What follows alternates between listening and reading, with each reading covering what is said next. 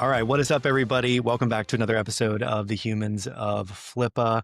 We are going to be talking about buying and selling on Flippa today with Kasra Erfanian. He is the current real estate developer, but previously he sold his company. It was called Riveted, and this was a channel, I believe, but we're going to unpack that in a minute. Let's start with your background. How did you get started, Kasra? So when I was 17, I started a mobile car detailing company and it was going great and I actually expanded it to become a really big company. I had 40 employees one time. I had 5 Tesla locations and it was going really good. And then COVID hit, actually even leading up to COVID, the business was still running strong. But I was also digging at other opportunities to make money online, especially as we started getting deeper into COVID. And YouTube automation, like faceless videos was always something that made a lot of sense to me because once you upload a video, it's there forever. And even if it's not getting views now, it will always go in and out of virality, especially if the thumbnail is good, the video is good. And so it really clicked to me. And so I started creating my own channels. And then at one point I realized just like any other business, let me acquire a channel that's already doing good. Or maybe it was doing really good at one point, but now it's over here, which shows it has the track record and the algorithm. And then you just come back in and start putting fuel under the fire, improve some things. And then it goes right back to that point. And at that point, that's where I really realized, yeah, YouTube is great. Just like any other business, you can add fuel to an existing fire and it'll do really well. And um, because you can do it mobile anywhere in the world, especially during COVID, which you can't really go, physically anywhere, it really made sense. And Mm-hmm. so, yeah, Nice. that's, And I'm fascinated by the sort of faceless YouTube model. That's super cool. It does make a lot of sense with educational content, especially. So when it comes to, we were talking briefly before we were recording, the Riveted channel, how did you come about it? And what's the story there with how you went through that? yeah. So this specific podcast or this specific episode that we're talking about right now is about a channel called Riveted. And I sold it on Flippa, which by the way, it was super good, super seamless with Flippa. Shout out Flippa. Uh, But I actually purchased this channel from a website called Trust IU, and the owners and creators of that website were Nicholas and Nelson, amazing guys, really good and knowledgeable about YouTube. And it's actually funny because Flippa ended up absorbing them. They ended up hiring those guys. So Trust IU is no longer a thing, but I bought Riveted from that website. And just like what I described, it was a channel that was big, it had a few 100,000 subscribers, but it was almost neglected and not doing well. Uh, for a few reasons, people weren't uploading volume on it and the quality of videos just weren't as good. So just like a real estate property, it was a neglected digital asset. And I saw that, I paid a premium for it. But I purchased it and then I raised the revenue incredibly throughout time. It was going in and out and in and out of virality. And it was a channel that was about celebrity topics and celebrity news, and it was strictly based off trending videos rather than evergreen videos that you can upload once and get views forever. So you kind of had to continue uploading. But then I raised the revenue to a point where I was doing 110,000 a month on just that one channel alone, and then um, just at that moment, just like you would do with stocks, I realized it's probably a good time to sell it. It's a great channel. It has great potential, but I want to pull my chips out now. And that's what I did. And I listed it with Flippa. It's funny because when I went to go list it, I went to go list it on Trust IU, which was the previous place I bought it from. And then Nelson and Nicholas said, "Hey, we're with Flippa now," which I thought was crazy. I'd never heard of Flippa, but it's a massive platform. Mm-hmm. Yeah, and I guess when it comes to like scaling a YouTube channel to 100K plus a month is remarkable. What were some strategies that you used? I mean, I think when it comes to the volume, you mentioned that like you were just uploading. Was it daily? Was it multiple times a day? How did you scale that quickly? So it started off by a few times a week. So I think it was about 5 times a week. And then once we found out what was hitting, what topics were doing really well, because like I said, it was a trending channel. So it was strictly based off really trending topics. And once we found a pocket, we started just doubling down, tripling down. And then at some point, we were uploading 3 videos a day. So it was really volume. It was finding out Mm. what worked and then doubling and tripling down on what works and increasing the volume. And that's Got what it. got me to that 110,000. And that was the peak. The best it ever did was 110,000 a month on that one channel. There were months where it did 40,000, 80,000, 20,000. But that 110 was the peak. Wow. And did you build out a team with that specific one, or did you have multiple channels and they were helping you with the content? Yes, I still have multiple channels, and I did have multiple channels back then, and everything was automated. So hence the name YouTube Automation. It's not just the video production and uploading that was automated, it was also the management. So I Mm, had managers that I would pay 20 to 25% of the top line revenue to upload, manage, coordinate, and just run the videos, run the channel completely, and they would upload it, quality control, copyright control, and all these things. And it was fully automated. All I had to do was kind of send the money over to the management and the content creators, and then everything would just move like a machine. nice. Very nice. And how did you come across that team? Was that just Fi Upwork or? Yeah, so Upwork, Fiverr, and then through Telegram communities and Discord communities, there are so many little communities that house really talented operators, really talented voice actors, script writers, and all this stuff. But now with AI in the picture, a lot of these content creators are kind of getting washed out. Mhm, And they were all overseas, by the way, every single person on the team, except for a couple voice actors before AI took over. got it. And when it comes to the process of listing on Flippa, I think this is a cool situation because you knew the Trust.io guys before they came onto Flippa to help with the YouTube side of things. So it's kind of a cool segue into how you got the process started. What was it like when you were setting up on Flippa? Was it you know, a bunch of buyers all at once? Was it kind of gradual? How did it work? So this channel, I remember it was when it was doing 110,000 a month is when I listed it. And the price that I listed it at, I forget what we started at. I think it was a little over 300. It was a great price. When you're looking at these channels, you look at a multiple of how much revenue it's making and how much profit it's making versus its asking price. And I had it listed at a really low multiple, which meant, whoever purchases channel, assuming that it's going to continue making that 110,000 a month, they're going to recoup their investment pretty quickly. Um, so I was flooded with a good amount of buyers in the beginning. Of course, a lot of people like to nibble. They like to come in and just kind of poke around and not actually take any action. But out of that pool of nibblers, there's always those shark with sharp teeth ready to. Uh, that's such a funky analogy, but that's how I view it. Is Nice. And how did you prepare it for sale? Because there was quite a few people, you Mhm. got content creators, you got people on there managing it. How did you prepare everything to get ready for it? So I let the team know, hey, we're releasing the channel soon. Continue uploading. Don't pause anything. Don't discontinue. We want the momentum of the channel to remain the same and a smooth transition to the new buyer. So there's no surprises, there's no hiccups, and they can expect the same continued results, hopefully, as the channel gets sold. So there's no bumps in the road. Mhm. Got it. And did you have any like contracts or documentation with the team, or how did that work? No, so the thing with a lot of these overseas content creators, it's like a handshake agreement.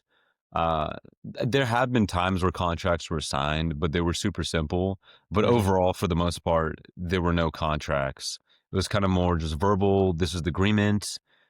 And then, of course, after the first month, you start paying these guys. So once you start working with the management and there's a handshake agreement, they start really trusting you once the payments start hitting their accounts, which was happening uh, constantly and mhm, on schedule. So they trusted me. mhm. Got it. Okay. And then you got a couple people nibbling, kind of kicking the tires, and then you got a couple sharks, with your analogy, they came in. And how did it work with a broker? Did you have somebody on Flippa that was helping you go Mm. through the process? Yeah, so luckily I was already familiar with the process because of Nicholas and Nelson from Trust IU. And the fact that they were now on Flippa's team helping me with the disposition of the channel, it really helped because we knew each other, we knew what we wanted, Mhm. and they also understood the process. And that's what I thought was really good is you guys didn't just hire somebody on the whim to take care of the YouTube side of Flippa, but rather you guys had guys who were literally running a brokerage for digital assets, mainly YouTube channels, right Hmm. before they got absorbed by Flippa. So I think that's fantastic. And anybody else who has future plans to buy or sell, I think going through Nelson and Nicholas with Flippa, which they probably will be the representatives, is awesome. Nice. Nice. And how long did it take end to end? I kind of forget, but it was a few months process. And of course, when you're buying a channel for $275,000, that fluctuates strictly based on performance, digital performance, which is different from a physical business performance a little bit. The buyer has to do a lot of due diligence. So once the shark sunk his teeth into the deal, he started doing his due diligence, with I think took another month and a half, 2 months, because they were also getting their financials together. They were leveraging the purchase. That's what led to finally a close. Then we closed after I think 1.5, 2 months. Got it. Okay. And then with kind of decisions throughout it, when you were negotiating, how did it happen? Were you like kind of getting multiple buyers, pitting them against each other? How did you negotiate the 275? No, it was I remember we started over 300 something, but I was more ready to sell it. So then I think I lowered it to 75. And then I kept my foot firm because I knew the multiple was amazing. So there was really no negotiation Mm. um, in terms of the price. But in terms of terms, there were some negotiations. Actually, with this buyer, I ended up seller financing $40,000 of the purchase to allow it easier for him to purchase. So he actually came in with 235, or sorry, yeah, 235, and 40,000 was financed to him. Um, Made it easier for him. So Hmm. it's like he had a first position with another lender, and then I was in second position as a seller financer on the Got it. asset. Cool. That's great. I think that really that really clears it up. With the buyer, was there any specific, compromise or any reason that you went with this buyer specifically, or was it just the first come first serve shark that came in? It had sharp teeth. They're Yeah. ready to eat. Yeah. Yeah. When you start getting, and this comes with all industries, anytime you're buying and selling an asset, there's always going to be nibblers, and throughout time, you can start to sniff out which ones have that hunger breath. And this one clearly had it. And it's when they ask a lot of questions. It's when they ask for deeper financials. And it's when they ask to start meeting people on the team, which I was hesitant about. Of course, until something was signed, deposit was placed. Hmm. But over time, you can sniff them out, who's real and who's not. Got it. Okay. Any lessons that you took away from the sales process that this channel went through? Um, no, just don't list your price too high. Be realistic, and take Nicholas and Nelson or whoever your representatives opinion on what the price should be. So basically, a broker price opinion. Um, because if your head is in the clouds, that their opinion will help lower you down to a more realistic price. Because at the end of the day, your goal is to sell rather than have that thing sit on the market and collect dust. Um, unless you don't have a financial burden where you're losing money every month, I guess you can sit for longer. But overall, if you want to get rid of it, take their opinion on price Hmm. with a grain of salt. So, how did the sale change your life, like your trajectory? I know you're doing real estate development now. Are you also doing the YouTube automation still? Was there any change of gears there? So there's a big change of gears in terms of veering out of YouTube automation. And one of the biggest reasons for that was AI, because the number of eyeballs, AKA viewers for these videos, remained completely the same. But then the output and production of videos exponentially increased and is still increasing at an accelerating rate right now because AI is just improving. And I think there was a loud and clear supply and demand curve. Basically, the demand remained the same, supply increased incredibly, aka I got to get out. There's too much competition. Um, and the future of AI is just still, it's almost clear, but still unclear. Like, it's a little foggy. So I thought, let me just transition into what I've always wanted to do, which I was always interested in, and that's real estate development. It made the pivot easier because it gave me some more funding to get into some projects, and now I'm full time into real estate development. Ground up projects, no rehabs, just truly ground up conversion of warehouses, and bigger projects as the years come on. Very nice. Very nice. So, for entrepreneurs that are listening and they're considering selling, what advice could you give them? Um, when you're selling, make sure that you're open, you're honest, you provide all documentation, you don't try to hold any information back. From a moral standpoint, but also legally, it could bite you on later. And also, you want to exude trust to the buyer, because if they find or if they feel even slightly that you're holding something back, you're never going to get a buyer. And if you do, it's going to be an idiot. And once again, listen to the price that the broker gives you, like Nelson and Nicholas, and really decide actually before you want to sell if you truly want to sell. Um, I'm not saying that from my own personal experience because I truly wanted to sell, but sometimes people like to sell on a whim and just test the waters, but truly decide, do you want to sell?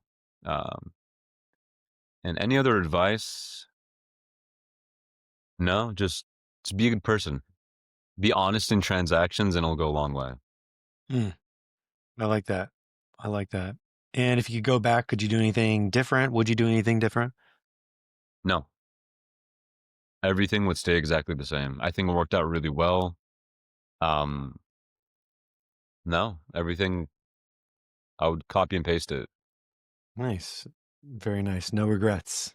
I like No it. regrets. I like it. So I think one of my favorite parts of this, beyond like the negotiations, and you already mentioned values and or valuation and multiples, I think is the mistakes. So, you know, people make a ton of mistakes throughout this process, and that usually helps a lot of people that are listening. And you saying that you wouldn't do anything different, and you took away, being honest and transparent. I think that that's a good takeaway for listeners. Was there any mistake that you kind of jumps out to you that happened when you were going through it? No mistake. But I think one thing that anybody watching this should take away is whatever you're doing, whatever industry you're in, really consider in 5, 10 years where it's going to be relative to how AI could change it. Because if you're in a role or if you're in a position where you're doing something redundant or something that can very easily or slightly easily be replaced by AI, you should reconsider your role, especially if you're thinking long term. Short term, you're fine. But I think, most people, people my age, especially, I'm 26, you have a long runway and you don't want to make short term decisions when you have a long runway. So if AI is going to impede your future ability to make money or impede your future ability to support yourself or your family and make the best use of your time on this planet, you should probably reconsider what you're doing and really sit and reflect. Don't let ego get in the way, but let truth get in the way of that answer. Hmm. And when it comes to success, has it changed your perspective on success? You seem like you're kind of on your path now with real estate, but has this transaction changed how you view success? No, uh, it primed me for future and larger deals. But in terms of changing my mindset or anything, not really. I wouldn't say so. It gave me some financial backing to do more things, Hmm. but in terms of the mindset, it didn't change much. So, what is the mindset? What do you define success as? Uh, there's the philosophical answer of being content, and then there's the fiscal answer of uh, building value in the marketplace and grabbing as much for myself as I can and my family, and investors, making investors win for some of these projects. And the thing is, you can do this with both digital assets or real estate assets. Is bring on investors and keeping them happy, keeping myself happy, and everybody involved, from lenders to contractors, and having everybody win. Um, That's what I would see as success. Um, and of course, growing the fiscal bucket for everybody too, the financial bucket, Mm. ethically. Yep. Yep. Mhm. So would you consider selling or buying and selling another YouTube channel after doing this? Selling my current channels, yes. Buying an additional one, no, at this point. But buying additional business assets on Flippa, definitely, I'm not going to count that out of the picture in the future. But Got it. YouTube specifically, no, we're done with that. Who's done with that? How many Mhm. channels do you have? Right now, I have three more just sitting dormant.